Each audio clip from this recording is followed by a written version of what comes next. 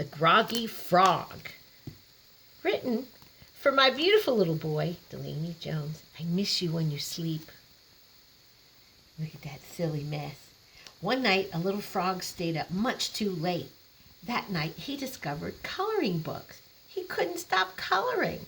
His grandma had sent him a big box of crayons and several really neat coloring books. His mom said, "Off with the lights, get some rest, or you'll be a groggy froggy in the morning." Uh-oh, he's at breakfast. The next morning, the little frog woke to his mom calling him down for breakfast. Wow, he must have missed his alarm clock. He crawled out of bed, looking around for his book bag and shoes. The little frog wondered what he'd wear to school. Growl, growl, he heard. What a hungry tummy. The little frog yawned as he dragged himself down the stairs for some breakfast. As the little frog slouched in his chair, his mom said, "Oh my, you're a groggy frog this morning." As the clock turned 7:30, the little frog could hear the bus coming.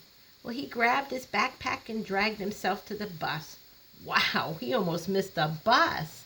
And as the driver opened the door for him, she said, "Oh my, you're a groggy frog this morning." With a yawn, the little frog took his seat on the bus.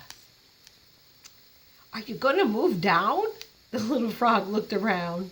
Then he noticed all the kids in line were looking at him. He dozed off in the lunch line.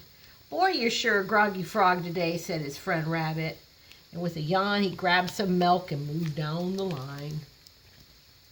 In class, he could barely keep his little groggy froggy eyes open. His teacher asked him a question, but he just couldn't concentrate enough to answer. So when the bell rang, the little frog yawned and closed his book.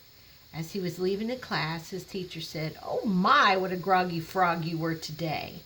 The little frog said, "Yes, ma'am," and with a yawn, he headed for the bus home. For dinner, his mom made his favorite, chicken, potatoes, and green peas. But it took forever for the little frog to eat, and while he was still finishing dinner, his mom was cleaning the dishes. As Daddy Frog was coming home, his mom looked over and noticed her little groggy froggy had fallen asleep at the table. Daddy Frog laughed and said, "I'll carry my big frog to bed." As his dad tucked him in bed, he patted his little froggy head and said, "Good night, my little groggy froggy.